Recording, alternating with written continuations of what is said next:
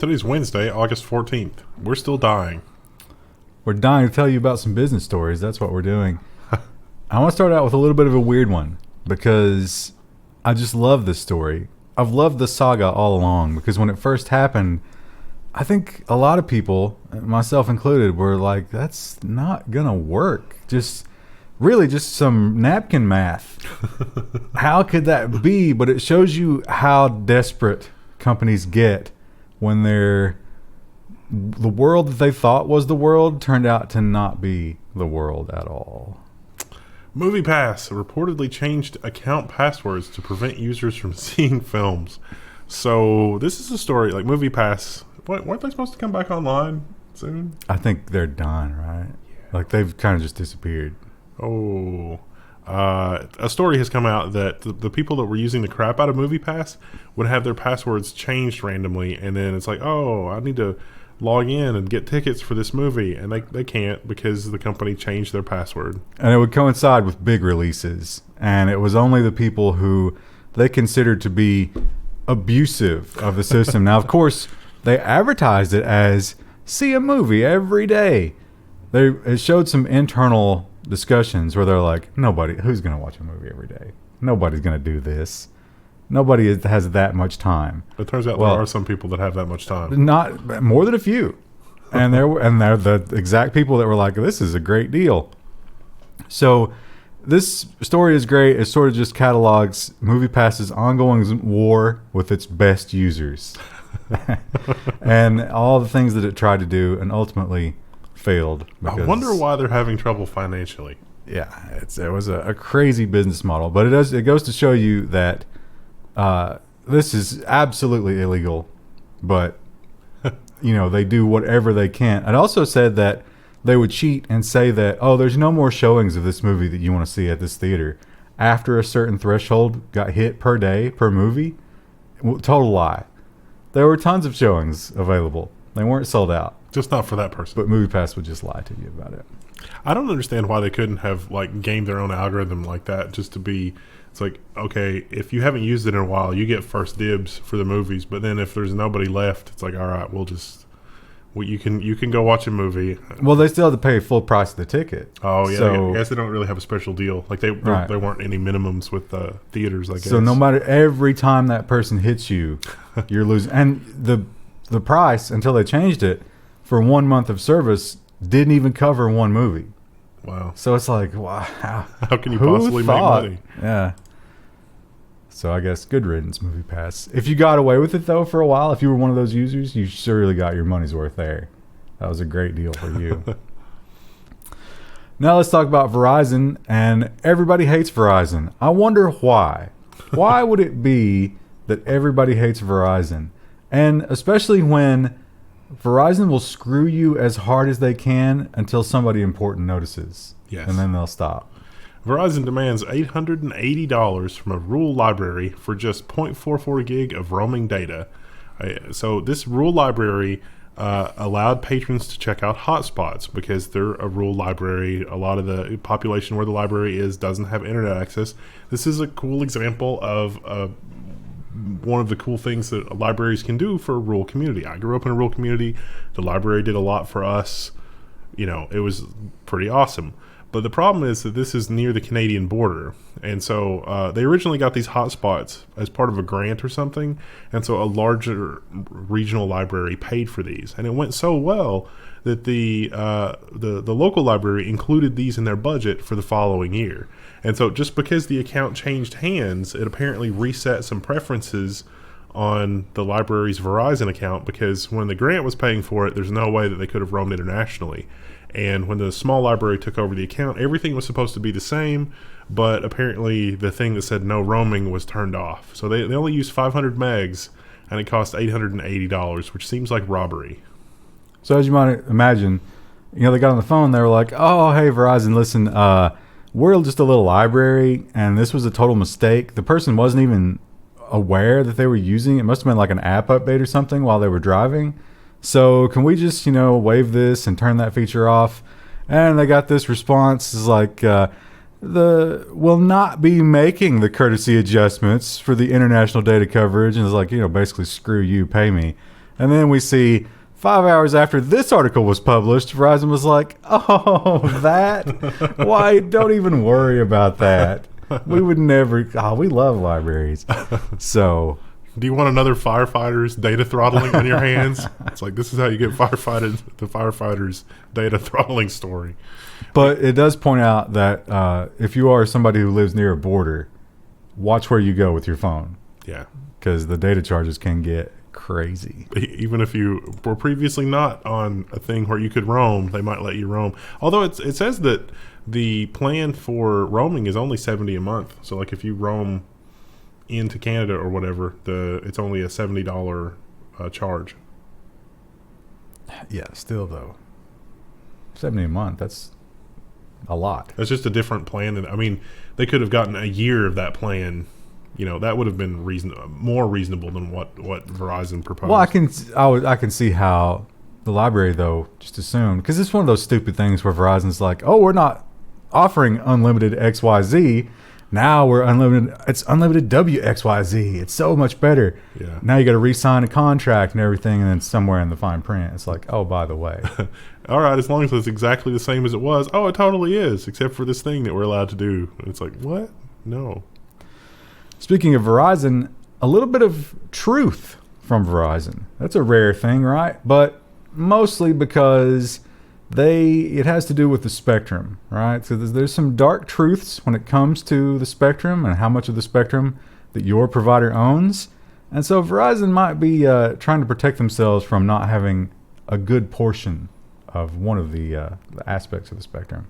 Ars Technica has the headline, Verizon, 5G speeds on low spectrum bands will be more like good 4G. Now, 5G is for all frequencies. Don't get us wrong. But it's not going to be that much different than 4G on low bands. So, in other words, when they go into further detail, not Verizon, but Ars Technica, they refer to as super dense urban areas. Yeah. That's going to be your 5G. Every place else, like 90% of the U.S., 4G. Not so much. Yeah. Turns out you need a lot of towers, super high density for 5G to do its thing. Because 5G is inherently lower power, so more towers. And so, of course, all these providers that are so averse to capital expenditure are going to just roll out tons of 5G towers, right? Yeah, let's blanket 50-acre area so we can get 20 customers. Yeah. Right, sure. They'll take that money that a Jeep Pie just gave them, throw it right into that, I guarantee. Oh, it was a dark week last week, or I guess it was the week before at this point. And I try not to put any stories in about it because it's such a incendiary thing, and you're never going to convince anybody who's already got a decision made about the shootings.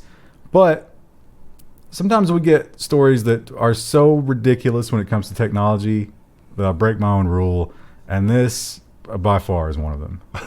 Walmart has removed violent game images as pressure mounts on gun sales. So Walmart is hiding video games, but they still sell guns. They had a great picture. Oh, it's not in this article of the empty video game shelf. Yeah. So there is now I'm a really, really against blaming the gun, but blaming the video game is as stupid as blaming the gun.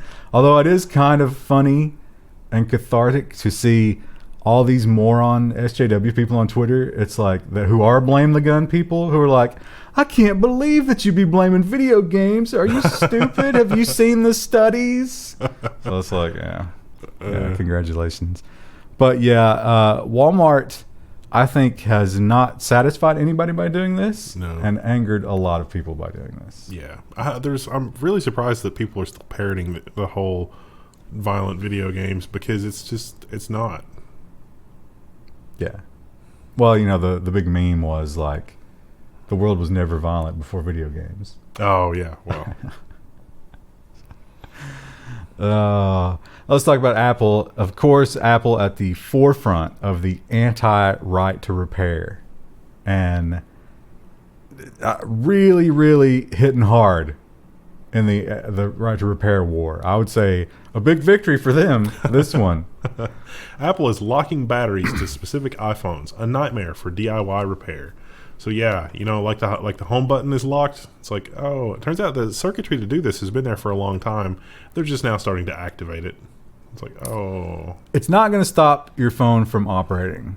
The only problem you're going to have is this error screen right here. I don't know how well you can read that, but this and the battery monitoring, the battery health thing that they had to put in after the lawsuit for the planned obsolescence.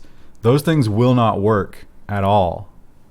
Even if it's another official Apple battery, if it's replaced somewhere other than the Apple Store, you don't get those features because there is a software update that has to be made to marry that new battery to the iPhone.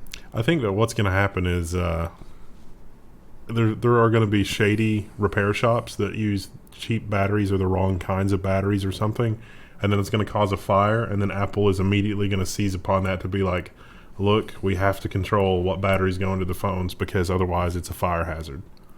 The guy they interviewed here who was owned one of the bigger shops that does this kind of thing, he was like, listen, I'm just not going to do it anymore because if a little old lady comes in here and brings me her phone and I give it back to her and it says there's an error with your battery, I cannot explain that to her. She's not going to grasp the anti-right to repair argument. Like I can't.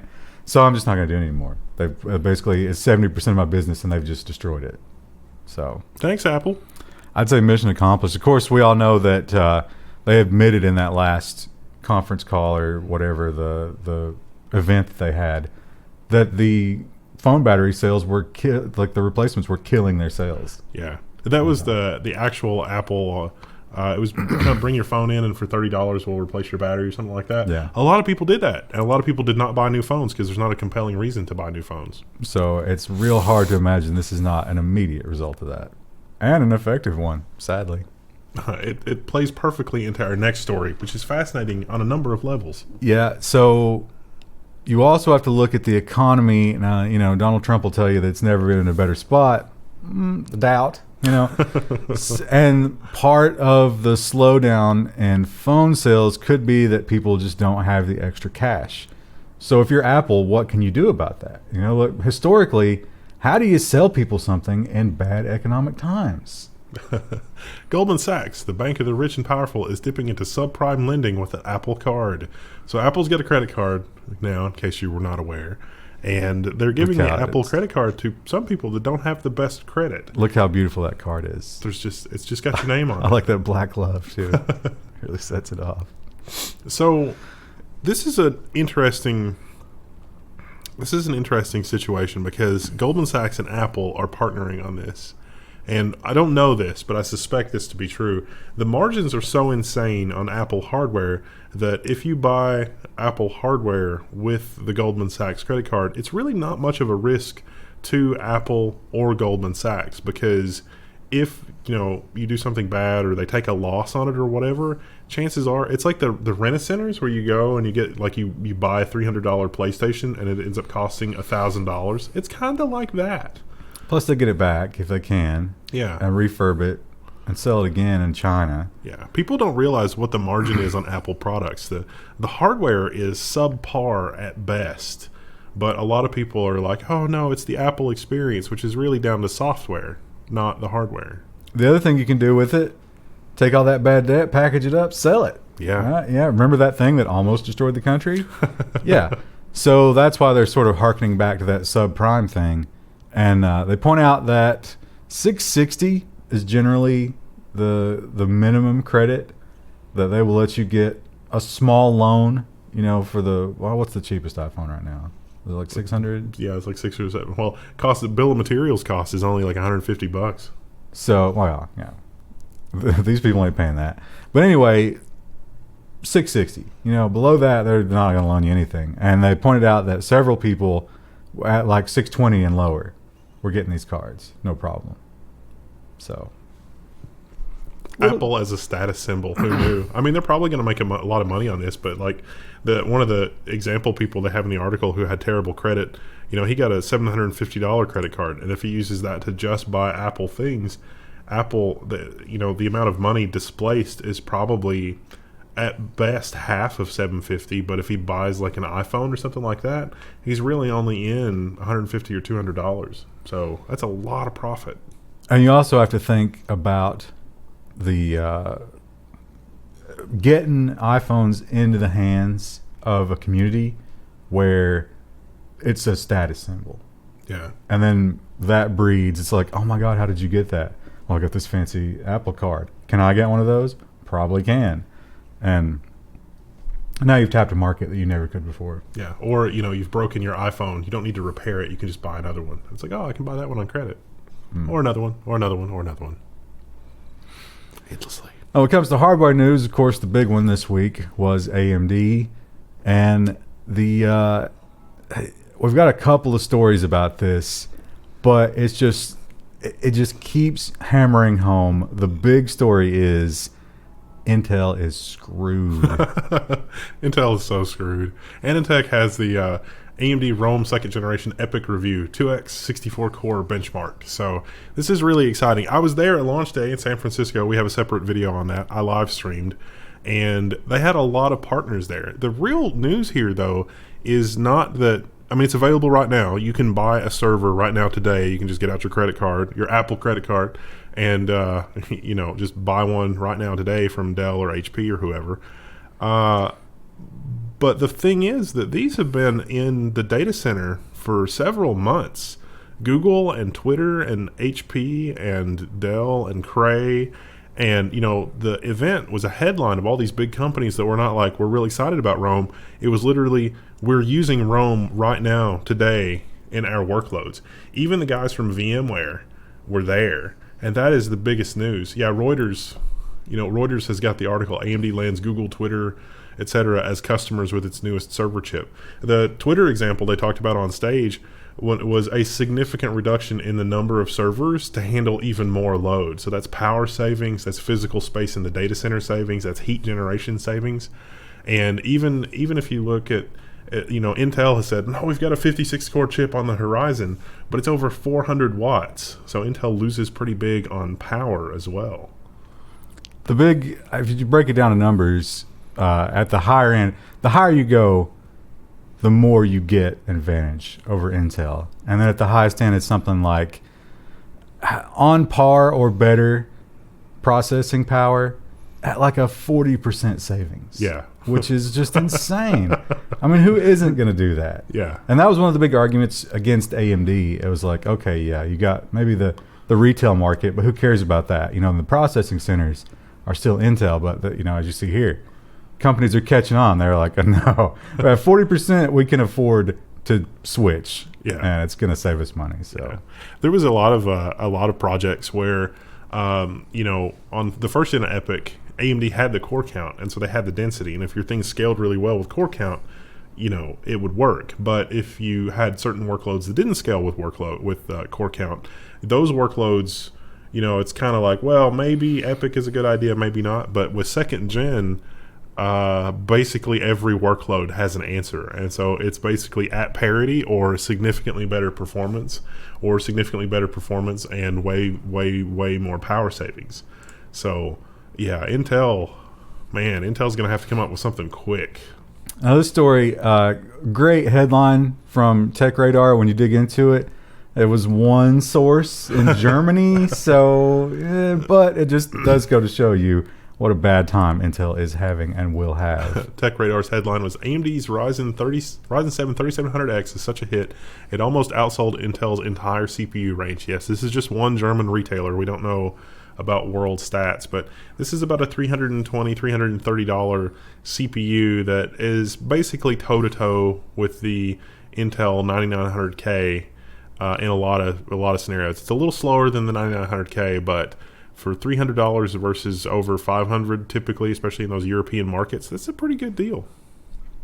And you don't need a cooler, and the motherboard's cheaper or about the same price. It's pretty crazy. Also last week was the Flash Media Summit. Now, if you are looking to take advantage, you're like, okay, I'm convinced it's time to build a new PC with some of that Ryzen technology. Well, you could also take advantage of this beautiful new form factor. Toshiba introduces a tiny new NVMe SSD form factor. This is NVM or XFM Express. And this form factor is designed for dissipating heat. It goes into a metal carrier. It snaps into a metal carrier. And the problem with this is like the size of a micro SD card, but it's a PCI Express by 4 connection, all in one package. It is super tiny. So this will be great for portable computers, laptops, probably cameras, a lot of stuff. It is not designed to hot swap, though, No. or actually to be in and out on a regular basis, because it does need that heat spreader. Yeah. Because the thermal factor is the limitation with the PCI Gen 4. Yeah. It's going to get hot. The limitation is not the bandwidth anymore. It is thermal. So you might even end up putting some paste on these things, sticking them in there. But it's cool, why not? It is considerably smaller than M.2. Yeah. So you can put a lot more. A little bigger than micro SD, or about the same size as micro SD. So yay for form factor. This will be really good for laptops. And we talked about the Chinese school children and their AI education. And it seemed like kind of a bright spot, right? And this otherwise bleak Chinese existence that gets painted. Maybe because of the Western media, maybe because there's some truth to it, probably a little of both. But when you're not working with your Squirrel AI, what do you do with your time as a Chinese technology student? Well, the news isn't great. Schoolchildren in China work overnight to produce Amazon Alexa devices. So these leaked documents show children as young as 16 recruited by Amazon supplier Foxconn to work grueling and illegal hours. Oh, Foxconn, what are you doing? Now, it's funny that you think that maybe these are the best and the brightest. No. These are the problem children. So this is actually sort of meted out as a punishment for misbehaving in school. That's cool. Yeah. But you get the impression that Foxconn is so behind that they're in league with the teachers. Just like, no, we must have this. It's like the U.S. prison system. We must fill X amount of beds no matter what. So you go out there and make up those crimes if you have to, but get the kids in these seats. Little Timmy was coughing during the exam. You got to go work an 8-hour shift at Amazon. And if you don't do this, if you opt out of it, then you won't get recommended for college, and it will affect all the rest of your life. The Chinese, lifestyle is so dependent on your grades and the score you get on that big test. And the social media thing. Yeah, so you can't really say no in some of these situations. Now, Foxconn, when they found out about it, they're like, oh my God, we had no idea. We're definitely going to look into this. But, I mean, those echoes ain't going to make themselves. So I don't know what's going to happen here. We talk a lot about the streaming world and the constant battle for your streaming dollar. It's getting almost as bad as those stupid cable plans. But this one, I don't know. This one seems pretty good for the money so far. Disney announces a $13, $12.99 bundle for Disney Plus, Hulu, and ESPN Plus. It's on par or cheaper than the competitors. So I guess if you're into ESPN, this would probably be a pretty good deal. And Hulu's still got a lot of stuff. So I'm not into ESPN, but in the article they do mention that ESPN Plus is not the same as ESPN. Exactly. ESPN 8, the Ocho. So it's kind of like that. There's so many ESPNs that like SportsCenter, that's the big one, the big show that they have, right? You don't get that. Not part of this. Yeah. And Hulu, now, are we sure that this is the non-commercial Hulu, right? No, you still get commercials with the Hulu. With this one? Yeah, I think so. Okay, so that kind of sucks. But Disney Plus will be fairly good value, especially if you got kids. That's what these media companies don't understand. There's no world where you don't get commercials, because that's just so much free money that they can't turn it down. Yeah. And yet it's like, I have the internet. I don't need this. And I never see commercials. I just canceled because I got like a kind of free Sirius deal for the first 6 months on my truck. And it was like, really, you're going to play commercials to me on these talk channels? And I canceled that. That's just too offensive. Loot boxes. Oh boy, do people love to argue about loot boxes. And it's getting to the point. Walmart bans loot boxes. Yeah, well, I mean, what about they said Wizards of the Coast, which is Magic the Gathering cards, right? So is it going to be printed on the pack?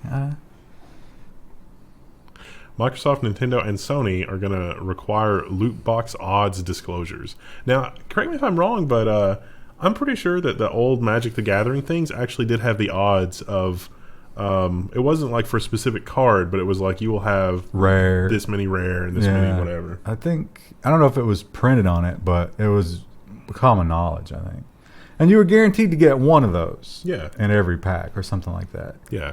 But at least one. That was a wide grouping, right? Because some rares weren't anywhere near as valuable as. Yeah.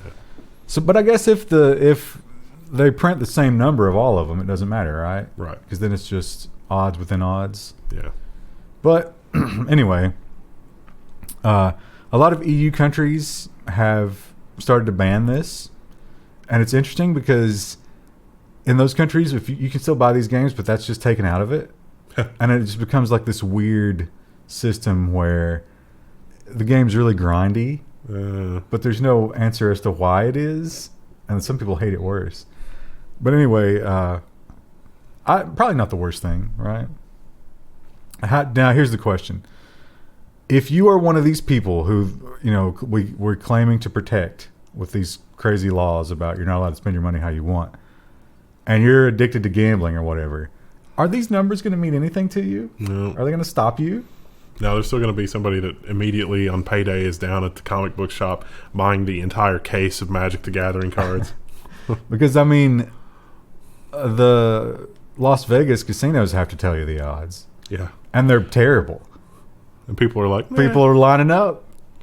I always like, was it the replay when Krista was playing Overwatch? There was a significant number of people on the Twitch chat that were like, you have to open those loot boxes. They're like, just spend the rest of the stream opening loot boxes. I have to see that. And there are people who do that. Well, like a hot new game comes out, they'll buy like 500 loot boxes, these big streamers, just sit and open them. Wow. Seems like that wouldn't even, like, after doing that for an hour or two, it's like, oh, I got a super rare thing, and whatever, next thing. So I guess you've never been to the slot machines? It's literally like, oh, I won again. I mean, some of them you have to pull the lever, but some of them are literally just like... So, do you like walking around in cities, but perhaps you're bad at it? Yeah, I'm terrible at it. What if you're somebody who's always staring at your phone and almost running into things and falling into storm drains and things like that? Oh, constantly. Well, this is great for you. Google has launched Live View AR, walking directions for Google Maps. So this is going to run your phone's battery down even faster than regular Google Maps, which runs your phone down quite You'll fast. Be like, especially because walking is going to take a long time usually to get somewhere, so your battery's never going to last. But pretty cool. So it's just going to put, like in a video game, it's going to put the directions on top of the world. You can still see what's in front of you. That's nice. That's very nice. I imagine this is going to be really cool when it comes in a heads-up display in my car. Yeah. But at the same time, I won't be driving my car anymore, so... In the Galaxy, with the Samsung Galaxy phone, which is usually what I've got running around cities, it's shockingly inaccurate. Just, it thinks that I'm half a street away sometimes, and so it's hard to know. It's like, okay, do I need to go on up, or am I in the right spot? Yeah. It will be super This useful. will not help with that.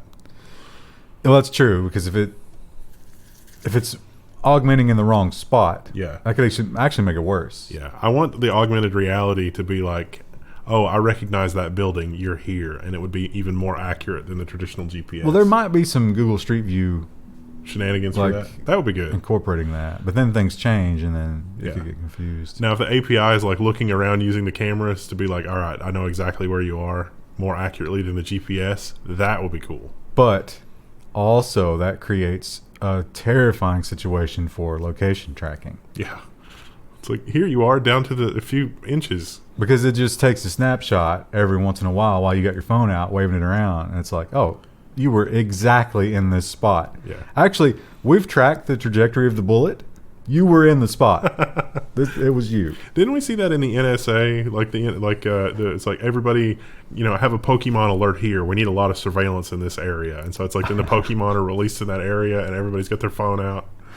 That would be a What's that TV show that always does the Alias? No, Black Mirror. Oh, yeah. That'd be a great Black Mirror. Another Google news. Google has this problem with their employees releasing these damning manifestos. And this week, it was the pregnant women. Google employee alleges discrimination against pregnant women in viral memo. The memo titled, "I'm not returning to Google after maternity leave, and here's why," has been read by more than 10,000 employees at the company. Would it be insensitive for me to say that was probably pregnancy hormones? Well, when you read the details, though, I don't think it was necessarily Google, as it was just this one manager. Yeah.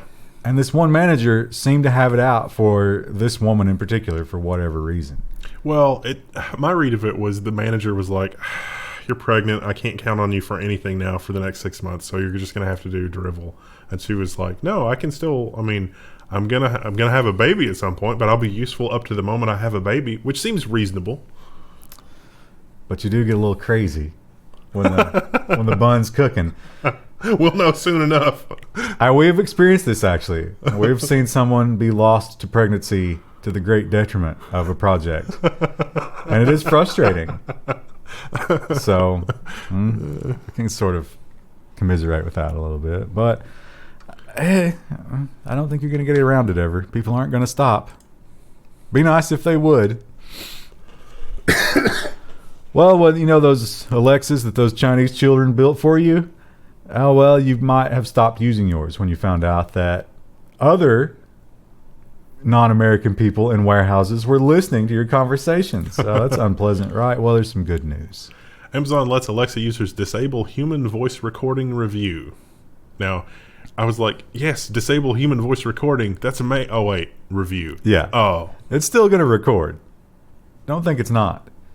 But for now, we're not going to use those recordings for anything. So do you get the feel, like you read this and you look at what Amazon's planning, do you get the feeling that a machine is going to provide a transcript of the recording and that is what's going to be reviewed by other humans to determine if the interaction went according to plan? That would be an interesting loophole, wouldn't it? Yeah. That was like just the spokesperson from Amazon. That was sort of my impression of what was going to happen here. I think this probably should have gone in security, but there was that security story about the translator. Yeah. Foreshadowing. That'll be Friday. So we talked earlier about the Amazon Ring and the police having that cozy relationship. But it turns out that it's not just the police who can work hand in hand with Amazon to accomplish impressive things. The FBI has zeroed in on delivery drivers working as a team that have been involved in the Amazon theft ring. So, yeah. This was an amazing story. So, from the headline, you think that these guys were just stealing packages, right? But that's not what was happening here. What was happening was so Amazon has this program where you can sell things on Amazon and you can just buy a bunch of something. And actually, people will do this. I think we did a story about that, right? Yeah. Where people just go around the country and it's like, here's a deal on toothpaste. I'll have all of it. And then they put it on a crate, ship it to Amazon, and put it on the Amazon store and sell it off. And Amazon takes care of everything else. And they just get a little bit of the profit. So, also useful if you steal things. Who's a better fence than Amazon, right? So that's what these guys were running everything through a pawn shop. Wow. But the twist was they were also delivery drivers for Amazon. So they were like stealing it, shipping it to Amazon, and then delivering it to your home as a stolen good. Amazing. Some cop. So like police departments in larger cities, I guess all cities, have like a pawn shop detail. And they'll go and look at what's been sold to the pawn shop to try to see if anything's stolen. And this guy just happened to notice. He was like, wait a minute. This one guy has sold you like $200,000 worth of stuff this year. That seems a little excessive. What's going on here? So they uncovered this huge ring, which is hilarious. It's sad. It's not funny, haha, funny, sad. Again, the shootings, it's terrible. I hate to dwell on it, but another important technology story comes up when once again, we are desperate for something to blame. And here's another one. 8chan goes dark after hardware provider discontinues service. So it started with Cloudflare, I think, and then went on to Voxility, their hardware provider. I think Voxility was first, actually. Or no, I think Voxility kicked them. Then they went to another provider that didn't ask questions, and then Cloudflare got involved. Yeah, and then Cloudflare sort of ended it. It's always, I mean, hate. Cloudflare's statement was that this was a platform that allowed hate to fester, and we don't normally want to get involved because Cloudflare is just a service provider, but they opted to get involved in this case. Yeah, I mean, it's one of those things where if you don't give people a voice, does it stop something like this? Is there any indication of that? One of the thing in doing the research for this story, one of the things said that the last time this happened, a lot of the hate groups didn't actually reform. I think it was a Reddit. It was like, did those people go somewhere else? And some of them did, but not a lot of them did not. Wasn't 8chan a result of the 4chan crackdown? Yeah. So, like, kind of, it proves that wrong, doesn't it? Yeah. In a way, are you not distilling it? Yeah. Because you're filtering out all the people who all aren't the more casual elements. Yeah, aren't on. They're just there for for the anime girls or whatever. And then the next iteration is going to be more and more pure hate as you go. Well, that would make law enforcement's job easier because they could keep an eye on fewer people. I guess, but it could go underground, which I guess doesn't spread it as much, but it could intensify it. I don't know. I think the mainstream media is spreading a lot of bad things right now. Oh, that's true. Yeah. Mainstream media is like there are people that feel as if I don't know, Walter Cronkite. He's not still on the air, but like the anchors like Walter Cronkite are speaking directly to them. Like, I don't think anybody like Walter Cronkite is left. But it's like, yes, sir, I will carry out your orders, sir. It's just like, but you make a great point, because it's like with the Twitter thing. A lot of those people who they're leaving up on the left on Twitter are literally calling for violence. Yeah, and so we are normalizing it in a way. If Wolf Blitzer demands blood, then by God, Wolf Blitzer is going to have blood. It's like, guys, I know that there's like this ratings quest, but this is maybe not the best way to present the news. But it is, because not only do you get ratings by, galvanizing one position and pissing off the other side, but then you create horrible news events, which are amazing for ratings. Right? That's literally what's happening, and that seems like that's just it's a race to the bottom. I mean, it's totally going to be Mad Max or Max Headroom future with that. I mean, that's just. Oh, I think it's going to be more 1984, because you just give more and more power to the government every time. We were always at war with the East.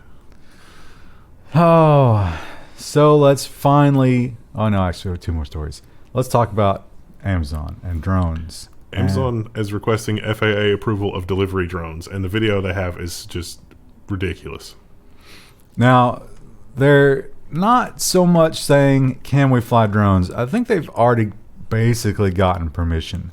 But they're like, hey, you have a lot of rules in place that really don't make a lot of sense. For example, you have to have full current documentation on how the flight systems operate on board the craft.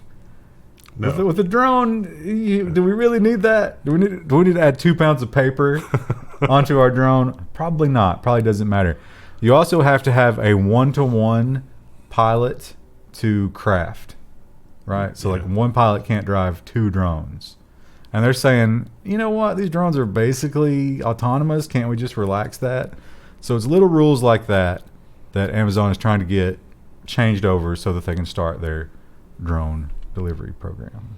Neat. Makes sense. They're saying they didn't put this in the proposal, but they are saying after the fact that it's like they're months, not years away from rolling this thing out. And depending on the type of delivery that's being done, a lot of these could actually be done now by drone, like just dropping off. And just imagine like a big city that has roof access. If you're in like the Salesforce building, like in Seattle, they just deliver all your mail to the roof and then let the salespeople or let the office mail clerk staff deal with it from there. Well, they had one. I can't remember. I think it was DHL that was working on it, where they had these giant boxes that they just put out in public, and the drone would land on the box and then poop your package into the box, and then it would sort into a lock box. And you just come and use your app to open it up and get it, and then you could deliver stuff that way too. Yeah, that would make a lot of sense. I don't think most people would mind if they had to walk up to a block or two to get their package, if it meant they got it faster. Put it next to a Walmart. Oh, yeah. Just go pick it up. Yeah. And Walmart would love that. Yeah. Although Amazon probably wouldn't put it next to a Walmart because they're the enemy. It's like, no, put it next to the Home Depot. And our final story is a cautionary tale. And we always talk about be careful when you crowdfund because not only do you not always get what you think you're going to get, but sometimes they alter the plan further. Panono makes the decision to hold its camera customers hostage behind a paywall. So this is a 108 megapixel camera that takes a 360-degree sphere. And this is apparently the best one on the market. Like, it's about $1,700, give or take. But in order to stitch all the images together from the individual cameras, you need proprietary software, which is no one has ever had a copy of it. It exists only on the cloud. And now they're going to charge a little less than $1 per image to stitch it all together. It's a pound, right? It wasn't $1. Or a pound. Which is more. Because the pound's a little over $1 than US. Yeah. It's like 79 3/4 of a pound. So you think $1 a picture? You could print pictures for way less than $1 a picture. And now you're going to have to pay. That's crazy. Somebody will open source it. Somebody will do something open source soon. Well, they do have other balls that do this that aren't as good. And they all have their own software, but none of them are compatible with this. Yeah. I guess because the number of cameras. But yeah, there is no alternative right now, and you can't just download a version of it. Yeah. But it also means that what if you're on a metered connection? Oh yeah. So now you're paying data fees and the $1. Well, you always had to upload it to the cloud. It's just that it was free previously for Kickstarter people. So bad news. We've altered the deal. Pray we do not alter it any further. And that's all we got on all those topics. Tomorrow will be security and nonsense. Or no, Friday will be security and nonsense. Woo. Weird week. Yeah, it is a super weird week. See you then. See ya.